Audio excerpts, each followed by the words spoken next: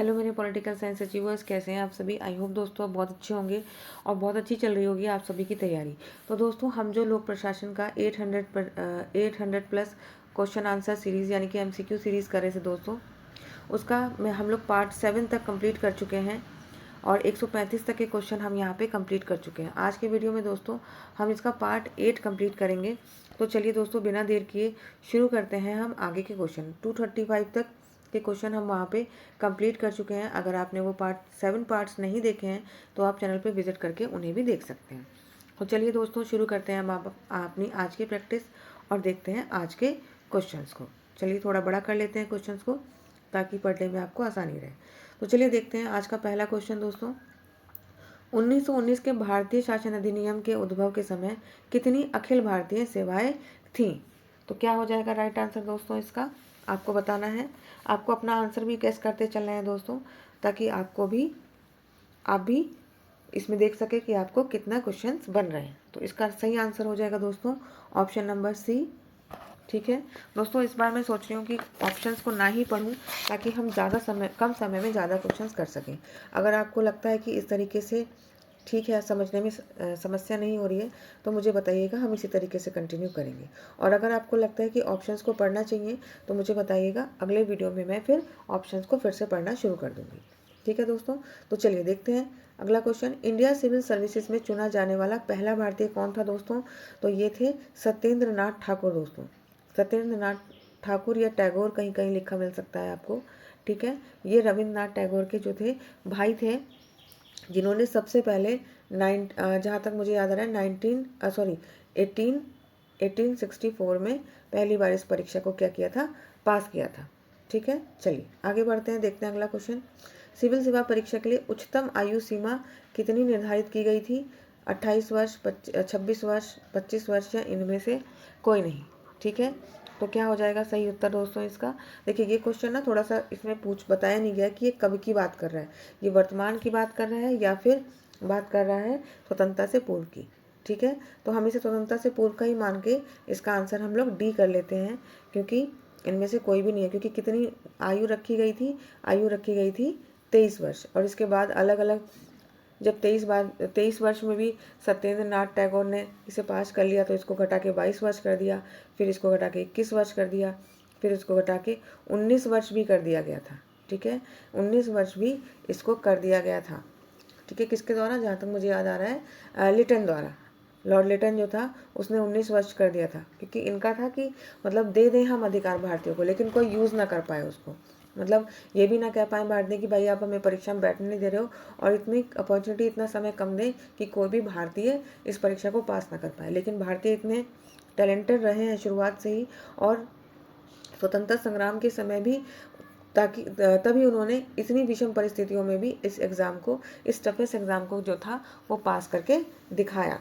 ठीक है, चलिए अगला देखते हैं। भारत में पहली बार लोक सेवा आयोग का गठन कब किया गया था, आपको बताना है। तो ये किया गया था दोस्तों 1926 में। और ये भी पूछा जाता है कि किस उसके एक्ट के थ्रू किया गया था। तो ये किया गया था भारत शासन अधिनियम 1919 के द्वारा। ठीक है, ये भी सवाल कई बार परीक्षा में पूछा जाता है। चलिए अगला क्वेश्चन देख लेते हैं।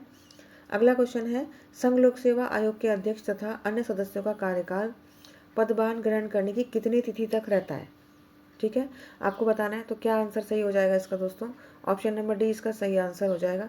6 वर्ष या 65 वर्ष की आयु तक रहता है। कितना रहता है? 6 वर्ष या 65 वर्ष की आयु तक ये रहता है। अगला क्वेश्चन है क्वेश्चन नंबर 241। भारतीय प्रशासनिक सेवा के अधिकारियों को क्या कहा जाता है? तो भारतीय प्रशासनिक सेवा के अधिकारियों को विशेषज्ञ, सामान्यज्ञ, तकनीकी सेवा, लोक सेवा या प्रतिबद्ध लोक सेवा क्या कहा जाता है दोस्तों? तो इनको कहा जाता है सामान्यज्ञ। ठीक है, चलिए दोस्तों अब देखते हैं क्वेश्चन नंबर 242। भारतीय प्रशासनिक सेवा की विशेषता बतानी है। सामान्यज्ञ सेवा, पदावधि प्रणाली, संघ और राज्य के लिए साझा सेवा या उपयुक्त तीनों। तो क्या सही आंसर हो जाएगा दोस्तों? तो आपका सही आंसर हो जाएगा संघ और राज्यों के लिए साझा सेवा, यानी कि ऑप्शन नंबर सी यहाँ पे आपका सही उत्तर हो जाएगा। अगला क्वेश्चन देखते हैं, भारतीय पुलिस सेवा की क्या विशेषता है? राज्य संवर्गों में बटी हुई है, यह संघ सरकार के नियंत्रण में है, ए और बी विकल्प दोनों या उपयुक्त में से कोई नहीं। तो 143 का हमारा क्या आंसर हो जाएगा दोस्तों? विकल्प ए और बी दोनों सही है, यानी कि ये राज्य संवर्गों में बटी हुई है और ये संघ सरकार के नियंत्रण में आती है। ठीक है, अगला क्वेश्चन है दोस्तों, 100 में से 99 मामलों में मंत्री कर्मचारियों के विचारों को स्वीकार कर लेता है और अंकित पंक्ति पर हस्ताक्षर कर देता है। यह कथन किसका है? लास्की का, रेजमी मेयर का, गांधी का या जॉर्ज बर्नार्ड शॉ का? तो ये कथन है दोस्तों रेजमे मेयर का। ऑप्शन नंबर सी आपका सही आंसर हो जाएगा। इसका मतलब ये है कि सारे मामलों का जो सारी चीज़ें होती हैं कौन करते हैं? अधिकारी करते हैं, और मंत्री क्या करते हैं? जो साइन करने की जगह बनी हुई है वहाँ पे सिर्फ साइन कर देते हैं। इसका मतलब ये है कि वो सारी चीज़ों से एग्री हो जाते हैं कि ठीक है, जो आपने जैसे बनाया होगा ठीक ही किया होगा, इसका ये मतलब है। ठीक है, आगे बढ़ते हैं। मसूरी में राष्ट्रीय प्रशासन अकेडमी ने कार्य करना कब से प्रारंभ किया था? आपको बताना है। तो ये कब किया था दोस्तों? ये किया था, आपको बताना है क्या आंसर हो जाएगा इसका। तो 245 के लिए आपका आंसर हो जाएगा ऑप्शन नंबर डी, यानी कि सितंबर 1959 में। ठीक है, 1959 में। ठीक है, चलिए आगे बढ़ते हैं, अगला क्वेश्चन देखते हैं। हमारे संविधान के अनुच्छेद 315 में निम्नलिखित में से किस बात का उल्लेख है? व्यक्तियों की भर्ती और उनकी सेवा की शर्तों का, अखिल भारतीय सेवाओं के नियमों एवं सुरक्षा का, संघ लोक सेवा आयोग और प्रत्येक राज्य के लोक सेवा आयोग का, संघ और राज्यों की सेवा में लगे कर्मचारियों के कार्यकाल का। तो आपको बताना है कि सही उत्तर क्या हो जाएगा। तो हमारा सही उत्तर हो जाएगा यहाँ पे सी। 315 में क्या है दोस्तों? 315 यानी कि 315 में क्या है? लोक सेवा आयोग, यूपीएससी और इसके साथ साथ क्या है? राज्य पीएससी, स्टेट पीएससी। ठीक है, दोनों का प्रावधान किस में किया गया है? तो ये किया गया है आर्टिकल 315 में। ठीक है, चलिए, और ये भाग किस भाग में दिया गया दोस्तों?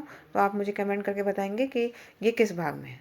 ठीक है, और लोक सेवा आयोग की व्यवस्था जो है आर्टिकल 308 से लेकर कहाँ तक है? आर्टिकल 300, बताइए मुझे कहाँ तक हो जाएगा? तो ये हो जाएगा 323 तक। भाग कौन सा है? भाग बताइए। तो चलिए मैं ही बता देती हूँ, भाग हो जाएगा भाग 14 में। ठीक है, भाग 14 में इसकी व्यवस्था की गई है। आगे बढ़ते हैं और देखते हैं अगला क्वेश्चन। केंद्रीय सतर्कता आयोग की स्थापना कब की गई थी दोस्तों? आपको बताना है कब की गई थी केंद्रीय सतर्कता आयोग की स्थापना। तो 1964 में केंद्रीय सतर्कता आयोग की स्थापना की गई थी। अगला क्वेश्चन है, कोठारी समिति प्रतिवेदन मुख्यतः किससे संबंधित है? वेतन निर्धारण से, पदोन्नति से, पद वर्गीकरण, भर्ती या चयन पद्धति से? तो आपको बताना है 248 के लिए आपका आंसर क्या होगा। तो इसका सही आंसर हो जाएगा दोस्तों ऑप्शन नंबर डी, भर्ती व चयन पद्धति से। ठीक है, चलिए आगे बढ़ते हैं। अगला क्वेश्चन कह रहा है कि सामान्यज्ञ प्रशासक और विशेषज्ञ प्रशासक के अंतर को स्पष्ट करने वाला कौन सा जोड़ा निम्नलिखित में से सही नहीं है? नहीं बताना है आपको इनमें से कौन सा नहीं है। सामान्य ज्ञान, विशिष्ट ज्ञान, सांख्यिकी, आईएएस, सामान्य शिक्षा, विशिष्ट शिक्षा, कार्यमूलक अनुभव, पेशेवर विशेषज्ञ। तो इसमें से कौन सा एक जोड़ा सही नहीं है दोस्तों? तो ये हो जाएगा ऑप्शन नंबर बी, सांख्यिकीय आईएएस ऑफिसर। आईएएस ऑफिसर जो होते हैं दोस्तों उनका संबंध जो है प्रशासनिक कार्यों से होता है, सांख्यिकी से नहीं होता है। अगला क्वेश्चन देखते हैं। मंत्रिमंडल और संसद आते हैं और चले जाते हैं, लेकिन टेनिसन की सरिता की तरह स्थायी कर्मचारी अपने मार्ग पर शांतिपूर्वक चलते रहते हैं।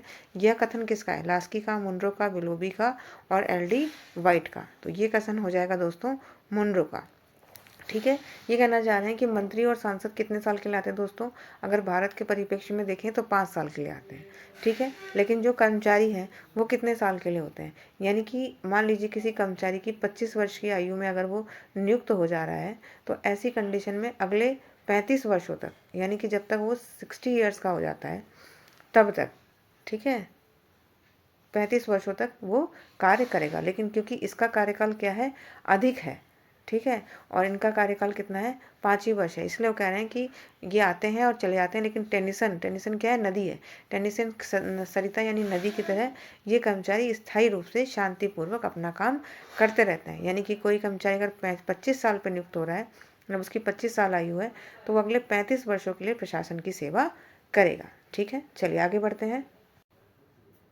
चलिए दोस्तों देखते हैं अगला क्वेश्चन, क्वेश्चन नंबर 151। ठीक है, 151 कह रहा है राज्यपाल द्वारा मुख्यमंत्री की नियुक्ति किस आधार पर की जाती है? स्वविवेक के आधार पर, राष्ट्रपति से परामर्श के आधार पर, या प्रधानमंत्री से परामर्श के आधार पर, या फिर विधानसभा में बहुमत दल के नेता के परामर्श के आधार पर। आपको बताना है कि आपका सही उत्तर क्या होगा। तो सही उत्तर हो जाएगा दोस्तों यहाँ पे विधानसभा में बहुमत दल के नेता के परामर्श से। ठीक है, वैसे तो बहुमत दल के नेता को ही क्या किया जाता है? मुख्यमंत्री नियुक्त कर दिया जाता है। चलिए आगे बढ़ते हैं। राज्य लोक सेवा आयोग के सदस्यों की नियुक्ति कौन करता है?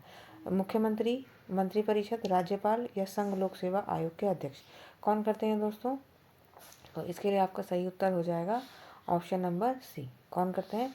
राज्यपाल करते हैं। ठीक है, जो स्टेट पीएससी होता है दोस्तों, स्टेट पीएससी, इसकी नियुक्ति जो होती है वो राज्यपाल करते हैं, लेकिन इनको पद से जब हटाना होता है तो ये किसको हटाना होता है? त्यागपत्र नहीं, पद से हटाना, पद से हटाना। तो ये किसका कार्य है? तो ये राष्ट्रपति जी कर सकते हैं। ठीक है, तो कंफ्यूज मत होइएगा, इस डिफरेंस को याद रखिएगा। आगे बढ़ते हैं, अगला क्वेश्चन देखते हैं। राज्य की कार्यपालिका शक्ति निहित है राष्ट्रपति में, राज्यपाल में, मंत्रिपरिषद में या मुख्यमंत्री में? तो ये किस में निहित है दोस्तों? ऑप्शन नंबर बी, राज्यपाल में निहित है। ठीक है, 253 के लिए हमारा बी आंसर सही हो जाएगा। अगला क्वेश्चन देखते हैं।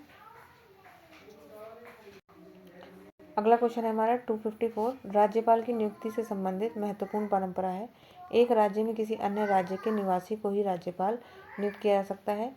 राज्यपाल की नियुक्ति से पूर्व संघीय सरकार संबंधित राज्य के मुख्यमंत्री से परामर्श लेती है, या फिर किसी राज्यपाल को उसके कार्यकाल समाप्त हो जाने के बाद सामान्य तौर पर फिर से नियुक्त नहीं किया जा सकता, या फिर लास्ट ऑप्शन है निर्वाचन में पराजित और अन्य प्रकार से अस्वीकार राजनीतिज्ञों को राज्यपाल नियुक्त कर दिया जाता है। तो यहाँ पे सही उत्तर क्या हो जाएगा दोस्तों? यहाँ पे हमारा सही उत्तर हो जाएगा ऑप्शन नंबर बी। ठीक है, ये एक महत्वपूर्ण परंपरा है कि उस राज्य के राज्यपाल को नियुक्त करने से पहले मुख्यमंत्री से एक परामर्श ले लिया जाता है, लेकिन इसके लिए कई बार अपवाद भी देखा गया है। अगला क्वेश्चन है, राज्य में अध्यादेश जारी कौन करता है? राज्यपाल, राष्ट्रपति, मुख्यमंत्री या विधानसभा अध्यक्ष? तो इसका सही उत्तर हो जाएगा दोस्तों ऑप्शन नंबर ए। राज्य में अध्यादेश जारी कौन करता है? राज्यपाल। किस अनुच्छेद में ये व्यवस्था की गई है? तो 213 में। और राष्ट्रपति कहाँ करते हैं? केंद्र में। और ये किस अनुच्छेद में व्यवस्था है? 123 में। ठीक है, अगला क्वेश्चन है, राज्य विधानसभा का विघटन कौन करता है? राज्यपाल, राष्ट्रपति, मुख्यमंत्री या विधानसभा का अध्यक्ष? तो कौन करता है? इसका सही आंसर हो जाएगा ऑप्शन नंबर ए, राज्यपाल करता है। अगला क्वेश्चन है 250, क्वेश्चन नंबर 257। राज्य सचिवालय का प्रधान होता है। तो राज्य सचिवालय का प्रधान कौन होता है? कलेक्टर, गृह सचिव, मुख्यमंत्री या फिर मुख्य सचिव? तो क्या हो जाएगा इसका राइट आंसर? इसका राइट आंसर हो जाएगा ऑप्शन नंबर डी, मुख्य सचिव राज्य सचिवालय का प्रधान होता है। उसके बाद अगला क्वेश्चन है, राज्य सरकार का हृदय केंद्र है सचिवालय, कलेक्टर, निदेशालय या लोक आयुक्त? तो क्या हो जाएगा? सचिवालय। सचिवालय जो है वो राज्य सरकार का हृदय केंद्र है। मुख्यमंत्री निम्नलिखित में से किसका पदेन सभापति होता है? भाषा आयोग का, वित्त आयोग का, योजना आयोग का या फिर राष्ट्रीय विकास परिषद का? तो बताना है किसका होता है। तो ये मुख्यमंत्री नहीं होगा यहाँ पे दोस्तों, ये मुझे लग रहा है कुछ क्वेश्चन में प्रॉब्लम है। ठीक है, छोड़ देते हैं इस क्वेश्चन को, आगे बढ़ते हैं हम लोग। क्योंकि राष्ट्रीय जो परिषद होती है उसमें जो मुख्यमंत्री होते हैं वो सदस्य होते हैं। ठीक है, पदेन अध्यक्ष नहीं होगा। तो आई थिंक ये क्वेश्चन में कुछ प्रिंटिंग मिस्टेक है। ठीक है, कोई बात नहीं, हम लोग नेक्स्ट क्वेश्चन देख लेते हैं। अगला क्वेश्चन है, निम्नलिखित में से कौन सी भूमिकाओं का राज्य सरकार के मुख्य सचिव द्वारा निर्वहन किया जाता है? राज्य सरकार के मुख्य सचिव कौन कौन सी भूमिकाओं का निर्वहन करते हैं पूछ रहा है। मुख्यमंत्री के सचिव की भूमिका, मंत्रिमंडल के समन्वय की भूमिका, व्यक्तिगत मंत्रियों के सलाहकार की भूमिका, राज्य प्रशासन के समन्वयक की भूमिका? तो क्या कौन कौन सी भूमिकाएं करता है? तो इसमें करता है मुख्यमंत्री के मंत्रिमंडल के समन्वयक की भूमिका, बिल्कुल सही है, ये नहीं होगा। व्यक्तिगत मंत्रियों के सलाहकार की भूमिका, ये भी नहीं होगा। तो राज्य प्रशासन के समन्वयक की भूमिका, ये बिल्कुल सही है। तो हमारा आंसर हो जाएगा 2 और 4। तो 2 और 4 हमारा कहाँ हो जाए? ये ऑप्शन नंबर डी हमारा सही आंसर हो जाएगा। अगला है 261, वर्तमान में भारत में नागरिक शिकायतों के निवारण के लिए संस्थाओं में सम्मिलित है सर्वोच्च न्यायालय और लोकपाल और लोकायुक्त, लोकायुक्त और सर्वोच्च न्यायालय, प्रशासनिक न्यायाधिकरण और लोकपाल। तो इसमें क्या सही उत्तर हो जाएगा? इसका सही उत्तर हो जाएगा लोकायुक्त और सर्वोच्च न्यायालय। जो नागरिक शिकायतें हैं, पब्लिक ग्रीवेंस, कौन कौन कर सकता है? तो लोकायुक्त और सर्वोच्च न्यायालय। कुछ कुछ चीज़ों की शिकायतें सर्वोच्च न्यायालय में भी की जा सकती हैं। अगला देखते हैं।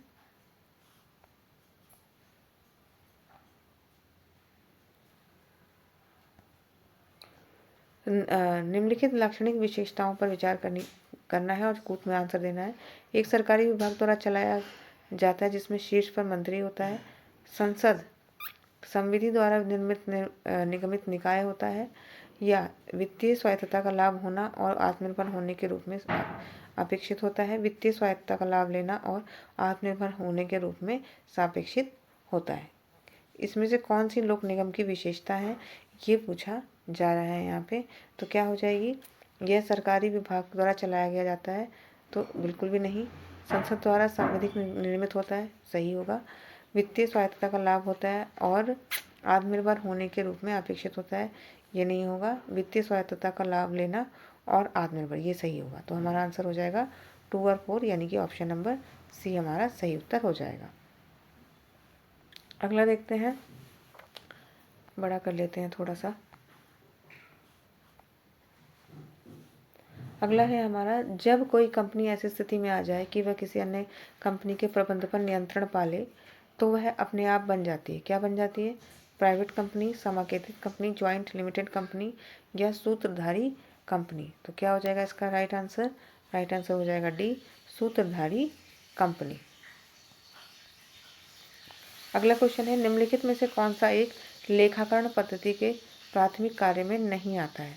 संगठन की वित्तीय स्थितियों को व्यक्त करना, उनका संरक्षण करना जो निधि संभालते हैं, या व्यय में आवश्यक फेरबदल रोकना, लेखा परीक्षकों की सहायता करना। तो सही उत्तर क्या हो जाएगा? 164 के लिए हो जाएगा बी, उनका संरक्षण करना जो निधि संभालते हैं। ये लेखांकन पद्धति के प्राथमिक कार्य में नहीं है। चलिए देखते हैं अगला क्वेश्चन। निम्नलिखित देशों में से किस देश में सिविल सेवाओं की भर्ती में निवास की योग्यता सर्वप्रथम विहित की गई थी? तो क्या होगा right answer? UK, USA, France या फिर यूएसएसआर। तो इसका सही उत्तर हो जाएगा ऑप्शन नंबर बी, यूएसएसआर। ठीक है।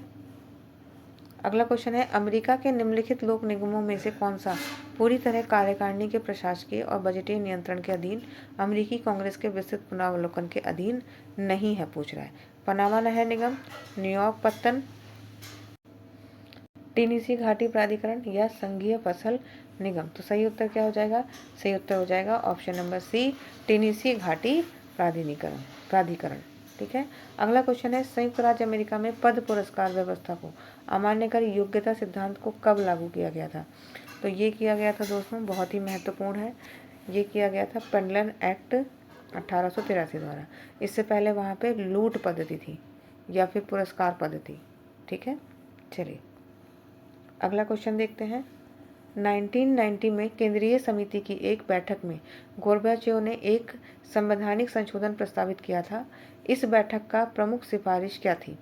साम्यवादी दल का एकाधिकार बना रहेगा, 2 दल प्रधान व्यवस्था का आरंभ होगा, या बहुदलीय राजनीतिक व्यवस्था को कार्य करने की अनुमति दी जाएगी, या फिर साम्यवादी दल विघटित कर दिया जाएगा। तो क्या होगा इसका सही आंसर? इसका सही आंसर हो जाएगा ऑप्शन नंबर सी, बहुदलीय राजनीतिक व्यवस्था को कार्य करने की अनुमति जो है वो दी जाएगी। अगला क्वेश्चन है, संविधान स्वतंत्रोत्तर युग में स्थानीय सरकारों का परीक्षण कर प्रतिवेदन देने के लिए नियुक्त समितियों पर विचार कीजिए। बताना है। शहरी स्थानीय संस्थाओं के वित्तीय संसाधन बढ़ाने के लिए मंत्रियों की समिति, ग्रामीण शहरी संबंध समिति, शहरीकरण पर राष्ट्रीय आयोग या फिर स्थानीय जांच समिति। ठीक है। इनको स्थापित किए जाने का कालानुक्रम जो है वो यहाँ पे बताना है। ठीक है। तो सबसे पहले कौन सी समिति? स्थानीय वित्त एवं जांच समिति। ये हो जाएगी नंबर 1 पर। ये कब बनी थी? 1949 51 में। ठीक है, अगली हो जाएगी शहरी स्थानिक संस्थाओं के वित्तीय संसाधनों को बढ़ाने के लिए। नंबर 2 पे ये हो जाएगी समिति 1963 में। ठीक है, उसके बाद तीसरे नंबर पे आ जाएगी ग्रामीण शहरी समिति। नंबर 3 पे आ जाएगी, ये कब बनी थी? 1966 में। ठीक है, एक ही बची है हमारी शहरीकरण, ये नंबर 4 पे हो जाएगी। ठीक है, तो इस तरीके से हमारा आंसर हो जाएगा, पहले नंबर पे हो जाएगा 4, फिर दूसरे नंबर पे हमें चाहिए 1, अच्छा दोनों में है। फिर तीसरे नंबर पे हमें चाहिए 2, तो 2 इसमें है, तो हमारा राइट आंसर डी हो जाएगा। अगला देखते हैं, सोवियत प्रशासनिक एवं दलीय ढांचा जिस सिद्धांत पर आधारित था वह क्या था? लोकतांत्रिक विकेंद्रीकरण, लोकतांत्रिक केंद्रवाद, प्राधिकारवाद या केंद्रीयकरण। तो क्या था? लोकतांत्रिक केंद्रीयकरण। ठीक है, 1 मिनट, हाँ, लोकतांत्रिक केंद्रवाद ही इसका आंसर होगा, विकेंद्रीकृत नहीं होगा, मैं कंफ्यूज हो गई थी। लोकतांत्रिक केंद्रीकरण पर, क्योंकि जो साम्यवादी पार्टी थी वो किस पर आधारित थी? लोकतांत्रिक केंद्रीकरण पर ही आधारित थी। अगला क्वेश्चन है, पूर्व यूएसएसआर के संविधान के अंतर्गत सरकारी नीति निर्माता प्राधिकार था? सुप्रीम सोवियत में, प्रेसिडियम में, अधिकारी तंत्र में या फिर साम्यवादी दल में? तो प्रेसिडियम डे में, सुप्रीम सोवियत में। अगला क्वेश्चन है, सन 1967 में ब्रिटिश प्रशासन की प्रकृतियों की शिकायत की परीक्षा करने के लिए निम्नलिखित में से कौन सा एक तंत्र बनाया गया था? ओम्बेड्समैन, हिटले परिषद, संसदीय आयोग या फिर प्रोसिक्यूटर जनरल। तो क्या बनाया गया था? तो बनाया गया था संसदीय आयोग। ठीक है, अगला क्वेश्चन देखते हैं, निम्नलिखित देशों के युग्मों में से कौन सा एक ऐसा युग्म है जहाँ के प्रशासनिक विभाग कार्यकारिणी के नियंत्रण में सबसे कम मात्रा में स्वतंत्र रहते हैं?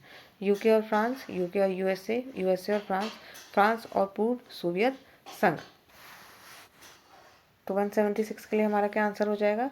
यूके और फ्रांस, ऑप्शन नंबर ए सही हो जाएगा।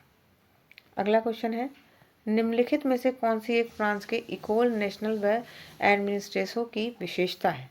ठीक है, भर्ती अभिकरण, भर्ती एवं प्रशिक्षण अभिकरण, नीति निर्माती अभिकरण या लोक शिकायत अभिकरण। तो 277 के लिए हमारा आंसर हो जाएगा ऑप्शन नंबर बी, भर्ती एवं प्रशिक्षण अभिकरण। चलिए, अगला प्रश्न बहुत ही महत्वपूर्ण है, इसमें हमें सूचीबद्ध करना है Indian act 1858, Indian council act दिए हुए हैं। देखिए, चारों इंडियन काउंसिल एक्ट दिए हुए हैं। अब हमें देखना है कि इसमें किसमें क्या क्या चीज़ें की गई थी। तो पहला बताया गया प्रांतों और देशी रियासतों का अखिल भारतीय संघ, किसमें बताया गया था? भारत मंत्री की नियुक्ति, प्रतिनिधित्व एवं विधायी विकेंद्रीकरण का आरंभ, प्रांतों में द्वैध शासन या मार्ले मिंटो सुधार।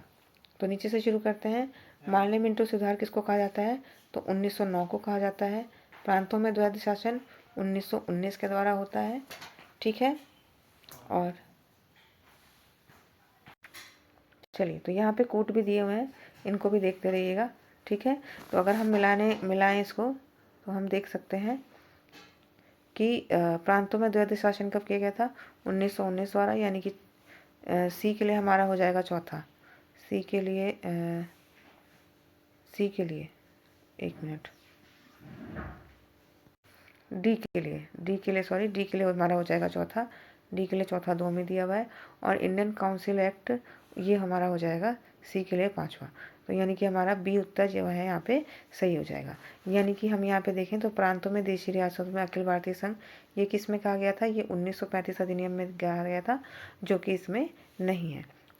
ए के लिए हमारा दूसरा हो जाएगा, यानी कि भारत मंत्री की नियुक्ति किस में की गई थी?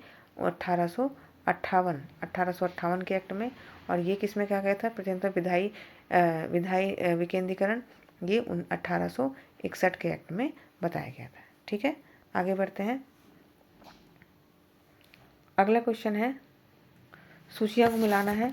असम, मेघालय, त्रिपुरा और मिजोरम में जनजातीय क्षेत्र बताना है, आपको किससे होगा? और अखिल भारतीय सेवाएं किस में दी गई हैं ये बताना है।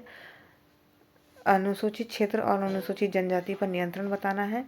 और भारत का नियंत्रक एवं महालेखा परीक्षक, नियंत्रक एवं महालेखा परीक्षक देखते हैं। सबसे पहले नीचे से शुरू करते हैं। ये किस में होगा, ये कौन सी सूची में है, कौन सी सूची में दिया गया है?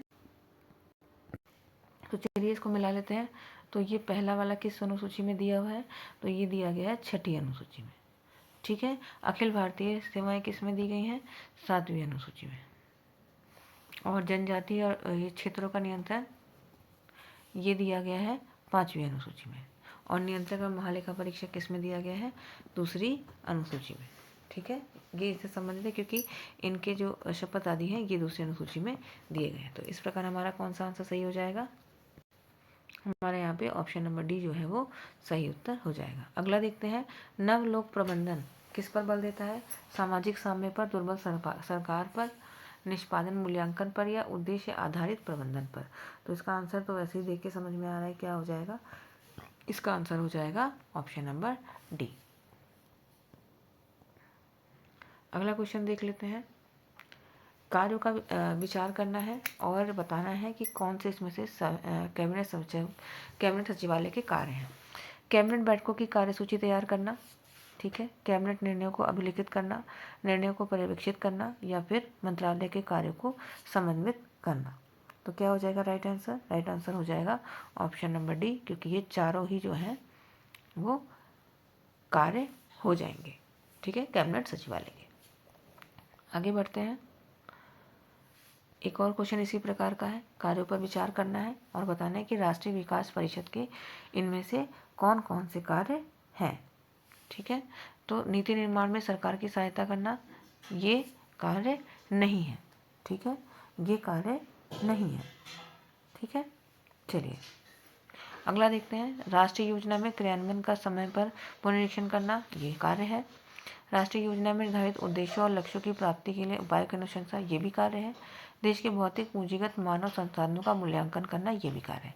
तो इस प्रकार ये तीनों सही हो जाएंगे, हमारा सही आंसर हो जाएगा ऑप्शन नंबर डी। आगे बढ़ते हैं और अगला क्वेश्चन देख लेते हैं।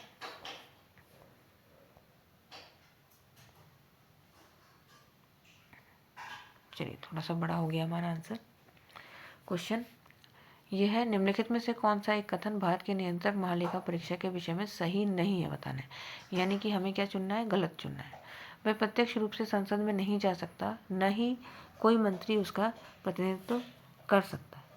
ठीक है, 283 के लिए हमें बताना है क्या ये सही है, तो ये सही है।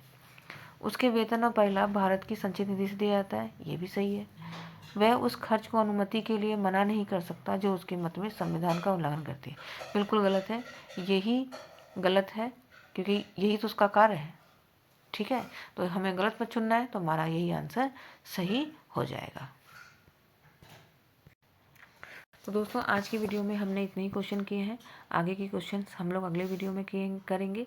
तो दोस्तों बने रहिएगा चैनल पर, और अगर आपको अच्छा लगे तो लाइक शेयर एंड सब्सक्राइब भी जरूर करिएगा, और मन लगाकर अपनी पढ़ाई करते रहिए। हम मिलेंगे आपसे अगले वीडियो में, तब तक के लिए बहुत बहुत धन्यवाद। Thank you for watching.